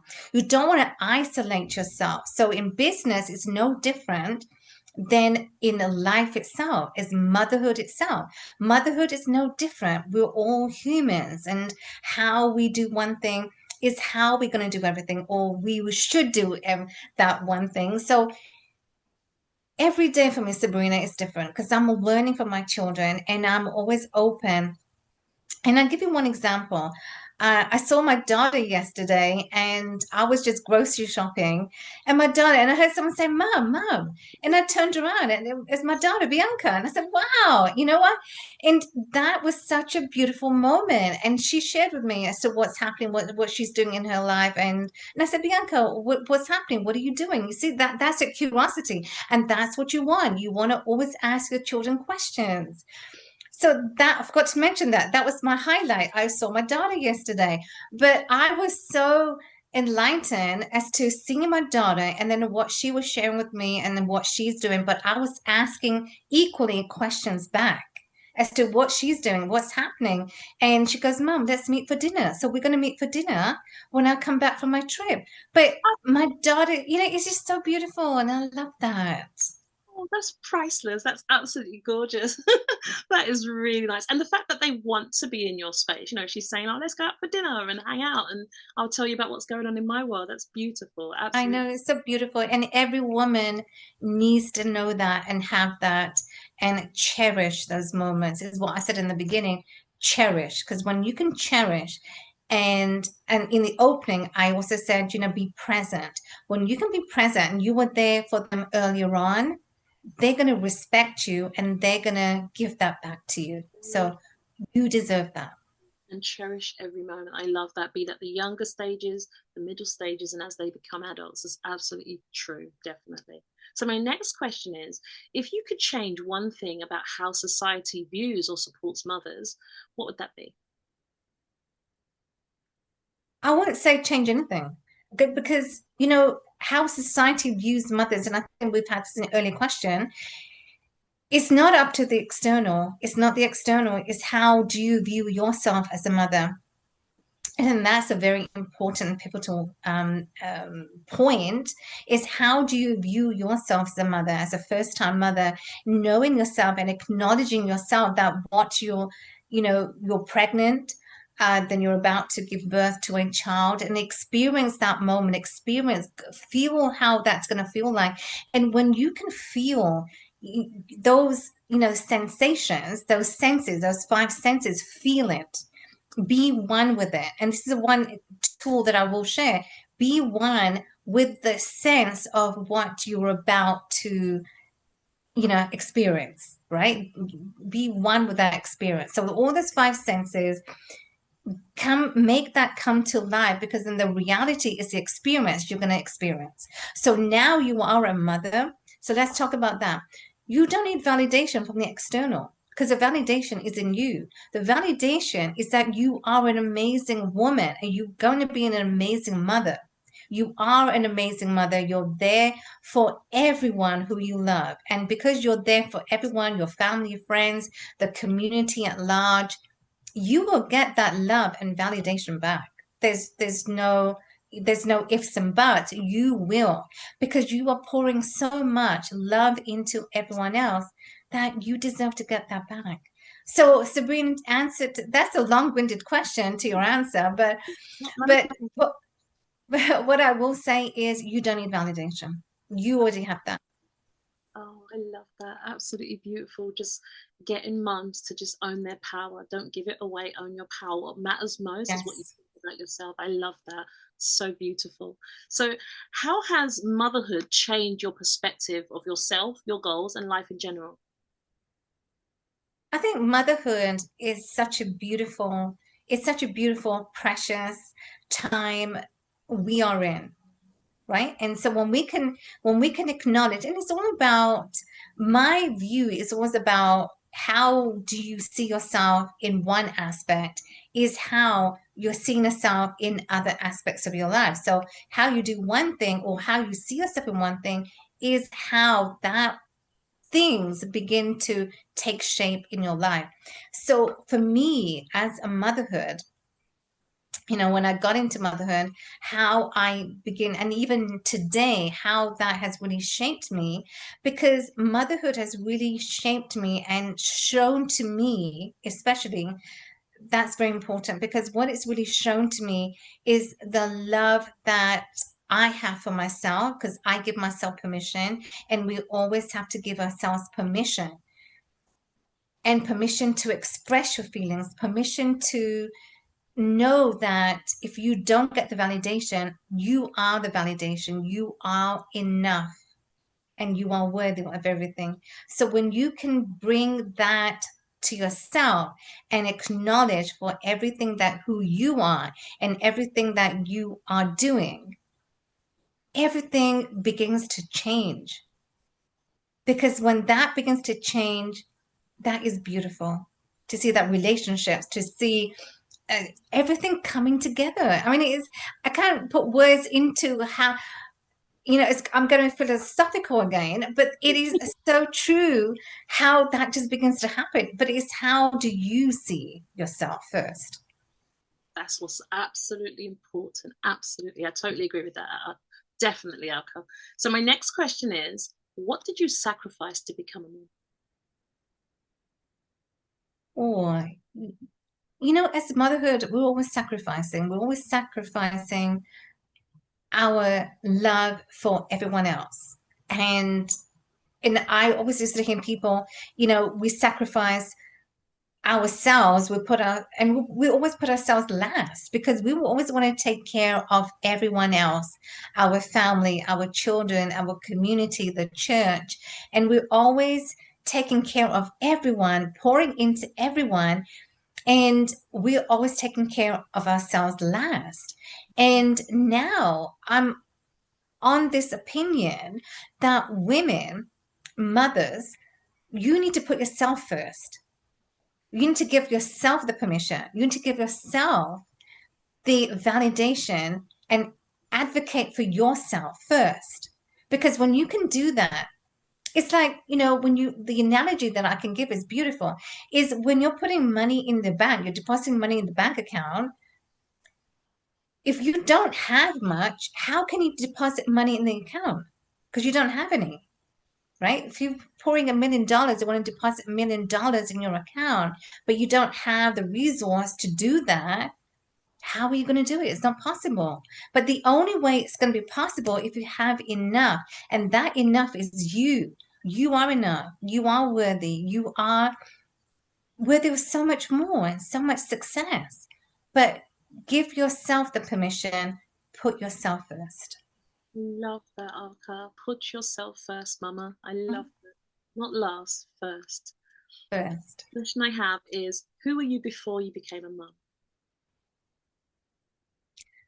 I was a woman. I was a daughter.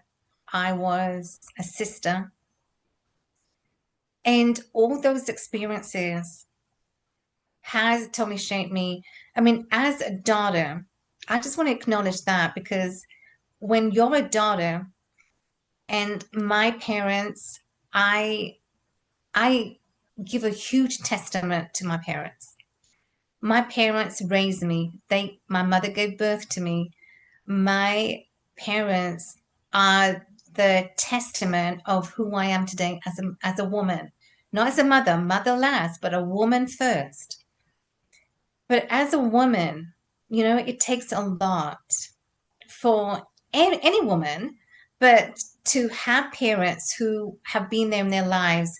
And when I can really acknowledge my parents for how they have shaped me today, there's nothing beautiful than that process, that moment in itself. So daughter first, I always love that, because of what my parents have gone through, the sacrifices that they have gone through has really shaped me, and I can see that. And that's why my parents are my inspiration. They are a rock. They're my rock that allows me to be who I am today, that allows me anything that I want to do. They've always been supportive of my every endeavors. And for that, I give a huge, congratulations to them for bringing me into this world, to shaping me as a woman of strength who has gone through those difficult, dark times of her life, of my life. Not once did I complain. Not once did I say, why me? Not once did I stay in that victim mode. Not once did I say, life is difficult. Life is going to be difficult, but life is the choices that you make today that's going to shape your tomorrows. Oh, wow. What a beautiful testament and credit you are to your parents. I love the way you responded. You're a mother, but you said you're somebody's daughter. I think that is so profound. You are a mother, but you are somebody's daughter as well. Yes, Is yes. you said so many things, but for some reason that has just really moved me. I think that's so beautiful. You hold your daughter, but you're also someone's daughter. You're also precious. You're also cared for. You're also loved. Your parents also made sacrifices for you, and you took this moment to acknowledge the love and attention and care they poured into you. Oh, yeah, this is hard work. I'll be honest, it's very hard to be here and have to go through these questions because some responses are so heartfelt. That is absolutely beautiful, Alka. Thank you so, so much. So, on that note, what is the gift of motherhood? What is the gift? Wow. Motherhood is the most precious gift there is the most precious. It's the most precious gift when you're pregnant, you're carrying that child for 9 months. It's the most precious gift when you're about to give birth. The whole process of giving birth is precious in itself. And nobody acknowledges a woman for that. And we have to acknowledge, because that's one of the most precious moments. And if we don't acknowledge, then we are not living life fullest. And I'm a believer of that to live the life fullest, you have to acknowledge as to what that means. What does that feel like? What does it feel like to be a mother, a first-time mother, to become a mother, already a mother? What does it feel like? Because that feeling in itself is going to be the defining moment as to what happens in the future. How are your kids going to respond to you? We always think about that. And if you don't think about that, I want you to think about that, because this is the precious time. This is your time. And this is the time that is never going to come back. And that's just the reality. It's never going to come back. So I want you to always ask yourself the question, what does it feel? What is that defining moment? How are you going to be defined as a woman or as a mother? So ask yourself these questions. Is really going to change. And it is a game changer. It's going to change your life and the way and the perspectives that you see yourself as a woman. There's something very interesting about your responses. There's different common themes that's come up, but for some reason, from this response, it's laid in my spirit that you're awakening mothers with this conversation. You're not only awakening them to their own intuition, their own power, you're awakening to say, actually, you're not powerless. It's all inside of you, and it's you to choose, you to make the decision, Yes. you to take the action. Be present. You're like sometimes, I don't know if you relate to this, but there were moments in motherhood where you become so automated. You get into this routine, or you can become numb to certain things because you're just so used to doing things a certain way, and busyness Right. can be part of that. Right. But what I Mhm. really love is that on this response you're saying, actually awaken, feel. Sometimes when a mother hears that word feel, it's like, actually I didn't realize I wasn't feeling. I wasn't Right. really aware of my body. Like I wriggle my toes, I like move my limbs. I wasn't feeling. And there's something very sacred about the way you responded. I want to thank you for that. There's a really powerful message in your responses. So thank you. You're not feeling because you're always, like I said, you're automated. You're just like you're like a robot, you know. And when you're that way, you're not going to feel. You're not going to be have that self-awareness of what is happening around you at that moment. Yes, yes, yes. Oh, totally. 100% yes, Alka. You're doing a great job. So we've actually got to the point where we're going to have some light trivial questions.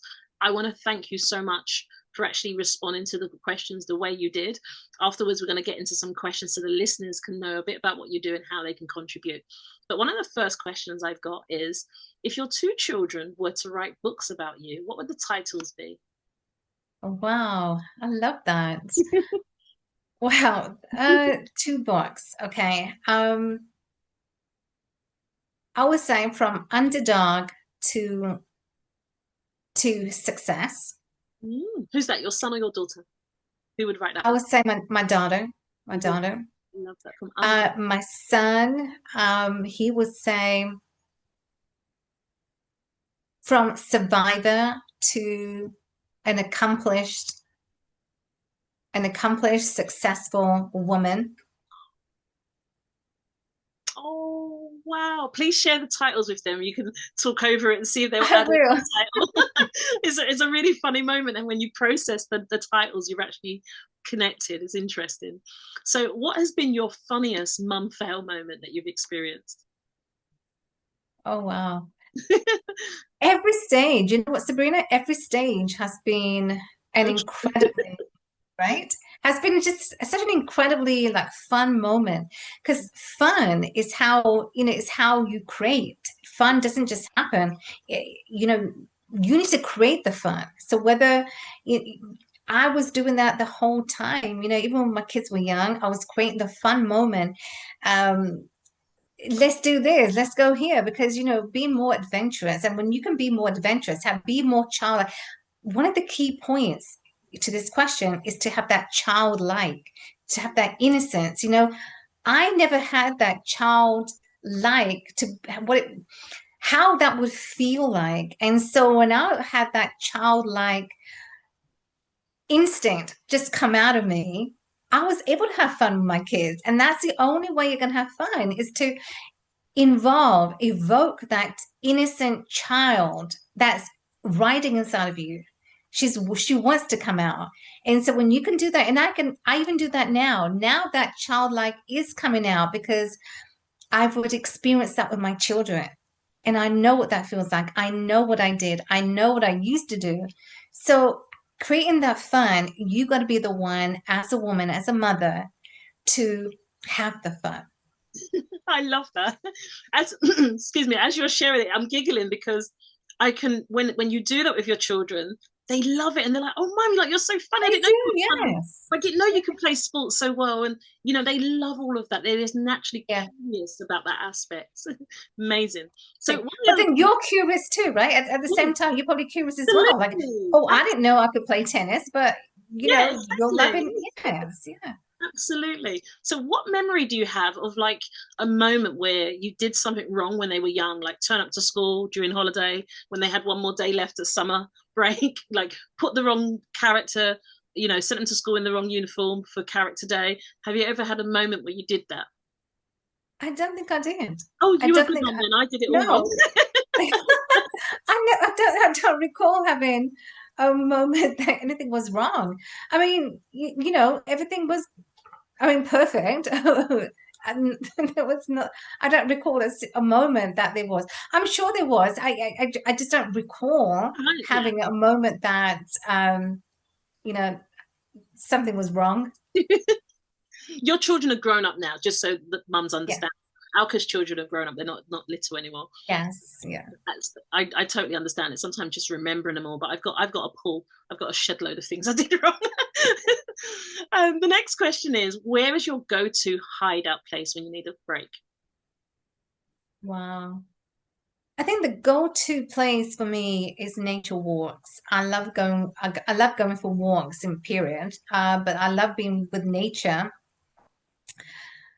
I think for me, nature walks, and I also would just want to point out to your audience is that when you're going for nature walks, don't carry your phone. Don't have a distractor Mm, beside you. You want to be present with yourself. Be present. Allow yourself that permission. Again, allow yourself the permission to be with you, to be present. We're talking about with your children, but you can only be present with your children if you can allow to be present for yourself. So no phones allowed, okay?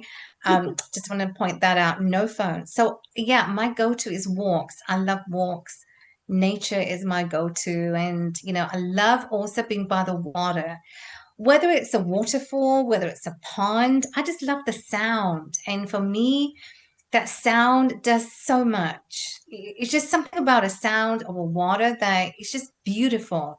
So find your go-to, find what brings you joy. At the end of the day, it's all about bringing joy. And so whether you like the sound of a water, whether it's a waterfall, go to where there's waterfalls and where you can experience. Here for me, it's Niagara Falls, so I can literally, it's about 2 hours. I can just go. And so that is one of the go-tos. It's very important for, a woman to, as a businesswoman as well. You got your career, then you got your kids, you got your parents, you got your whole family, you got the whole dynamics. And it's very important to find that go-to that gives you that mental clarity. Oh, just as you were talking about water, that's me. Like I resonate with that so deeply. There's just something about the sound, the ambience, like just being there. I don't know what it is, but I can And it's beautiful. totally relate. So, and the fact that you've got Niagara Falls only 2 hours away, gosh, that's priceless. Absolutely. I know, it's beautiful. But I'm sure the falls in London, I've not seen any, but I'm sure there is. I'm sure there must be. Yeah, not so much in London, but there'll be parts in England. We haven't got In anything England, quite like that. But right. actually, if you're listening to this and you do know of some nice spots that I'm not aware of, put some comments below, and I'd love to explore them, because I guess that I think when we go on holiday, we tend to leave the UK, but I know there's so many untapped places in the UK, so I wouldn't like to say no, because I might be wrong, and I know there's some beautiful places here, but Niagara Falls, absolutely gorgeous.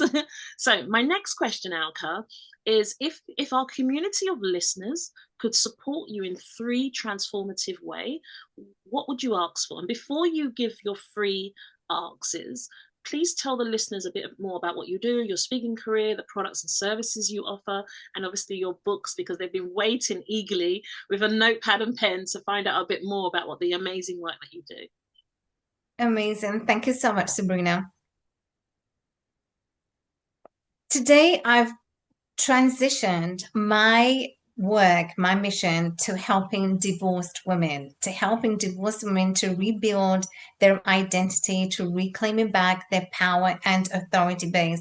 And why divorced women? Because I want to be the voice for the voiceless, and I want to help every woman who is going through that difficult, emotional, challenging time, that you're not alone. And together, I want to help you from being disempowered to being empowered, from from your pain to becoming powerful. And as a reinvention coach, this is my job, to helping women to come out to becoming stronger, to live a life of fulfillment and authenticity. Beautiful, absolutely beautiful. So now with all of that information, what 3 opportunities would be quite unique for what you're doing? Would you be interested in speaking engagements, television appearances? Like, is there anyone you wanted to collaborate with that might come across this and think, let me reach out to Alka and invite her for a collaboration? Absolutely. I would say it's all of the above. I want to get my message out there to helping women. And I think it's so important at this stage of my life that I want to be that voice. And I think, Sabrina, that has been such a pivotal moment of my life, that, if I can share that, change that one woman who's listening today, that no matter no matter what she has gone through, she is stuck. She's stuck in a relationship. She's stuck in her work, in her career, and she wants to change her narrative. She wants to change the next chapter of her life. I think for me, I would have done my work. And so the mission that I'm on is to be that voice, is to change women's lives. And is that through speaking to opportunities, through, yeah, media platform, to collaborations with other individuals that I can truly help and inspire and navigate their next next chapters. Absolutely love that. And as you were speaking, I was just saying, actually, in my darkest moments, I could have done with listening to what you've just shared. just really to hone in a bit quicker where I was going, just hearing your words. And if you're listening to this right now, don't feel shy to reach out to Alka or reach out to us, and we can connect you with Alka. She's across social media, on LinkedIn, Instagram. She's on YouTube as well. Are you on TikTok? I don't know if you're on TikTok actually. I'm on TikTok, yes. Alka Sharma CEO. So here you go there. So she's actually on TikTok as well. I didn't know that. So I'm actually going to follow you over there. But reach out, share your comments, and reach out to Alka. See some of the amazing work that she's doing currently. And your book, you didn't mention your book to us, please. Yes, so my book is available on Amazon. The title is From Cocoon to CEO, Living the Life of Your Dreams. Excellent. Absolutely excellent. So the next question I have is, what's one way that you plan on paying it forward as a result of our conversation today? The one way is by sharing my message, is by owning the platform to changing women's lives and to rebuild their identity. As a reinvention coach, is reinventing the woman from where she is. She's feeling disempowered to feeling empowered in every facet of her life, in her career, in her relationships, in whatever she's in. She's empowered. And my job, my duty, my mission is to help a woman to do that, to get there, because I know what that felt like. As I felt disempowered after my divorce, I felt disempowered in every walk of life. I wasn't achieving success, but I had to rewrite the next chapter. I had to change the narrative. Not my limiting beliefs, not being in that victim mode, but to being in a more empowering mode. And that narrative that we are always, whether it's negative or positive, is either going to serve you or it's going to disserve you. So always be in that mode of empowerment, because when you are, and I'm going to help you to do that, is where you're going to see success in your life. Absolutely beautiful. So my next question, the whole intent of this question is a space for releasing some positivity, because we shared a lot today. So the question is, as a result of this conversation, what words of gratitude and appreciation would you like to say to your current partner or to your ex, or both? Is entirely up to you. So mothers do this differently depending on how they're feeling. Well, that's amazing. That's a great question. I would say you've always got to be in gratitude, first of all. You've always got to be in gratitude. And I'm always also a believer that it doesn't matter what the adversities you go through, those difficult times in your life helps you, shapes you, and never ever be not grateful for what you have gone through. And I know people listening might say, well, don't be grateful for what you've gone through, but you went through such a difficult time in your life. Yes, I did. And people also may be going through, but if you're grateful for what has happened, those you may have gone through hell and back. Yes, I did go through hell and back.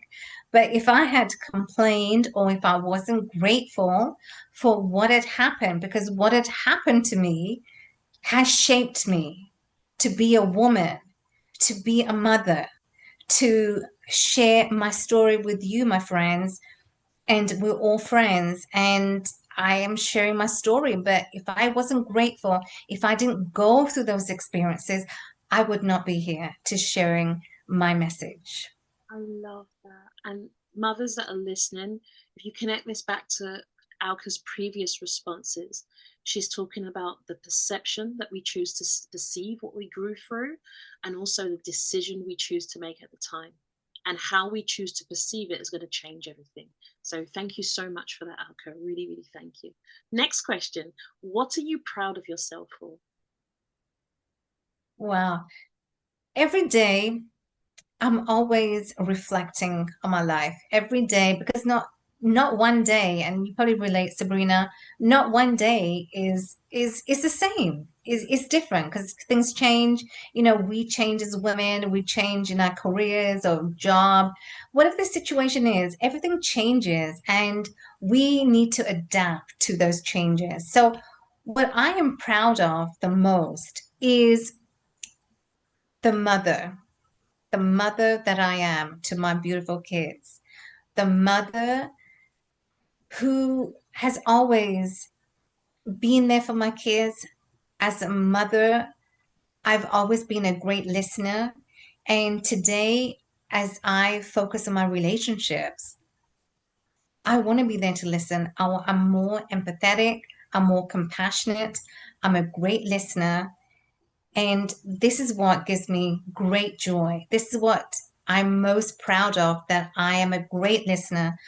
If you talk to me, I'm going to be there for you. I'm going to put myself in your shoes. I'm going to relate to you because I want to relate to you. I want to really know you. I want to get to know you. And how do I do that? It's by sharing who I am and for you. And, you know, if I can put myself in your shoes and to be that woman that was always so meant to be, you know, be that best version of you, I'm going to give you my time. And that is what I'm proud of. That is exactly what I'm proud of, to be that compassionate, active listener. I love that. I'm proud of you too, Alka. It's amazing. The And next question I have is, what do you need to say sorry to yourself for? you don't need to say sorry. I never did. I never said sorry. I never apologized. You don't need to apologize to yourself because if you know you are strong, you know you have the strength in you, and that strength is always in you. That strength has always been in you. But, you know, when you're looking outside the picture, you can't see the frame. You can't see what is happening. And I've never given myself, I've never said sorry. I've never said, even when I was going through a divorce, I never said sorry. Why am I sorry? Who am I apologizing to? The only person that you can ever apologize to yourself is to yourself. But you don't need to apologize. Why are you apologizing? You are you. You are unique. You are your individuality. And that's what makes you. So I wouldn't say apologize. I would say acknowledge, congratulate, flip the switch. You own that one. So, although you're not going to say sorry to yourself for anything, is there anything you needed to forgive yourself for? And if you don't, that's also fine. No, you don't need to forgive. Well, what I do, well, forgiveness in the sense that if you're forgiving and to have your life move forward, yes, to have your life move forward, you should forgive. Not that you have to, but you should forgive. You should forgive people that have done you wrong. You should forgive that. And your viewers who are listening again will probably say, well, why should you forgive? You should forgive. You should forgive because if you want your life to move forward and you want things to happen in your life, the success that you deserve, you have to forgive. And I had to forgive. I had to. Forgiveness is key. There was no choice because I knew that I was rebuilding my life. I was achieving the success. I wanted my life to be better than what it was to what I had. And I needed to have that space.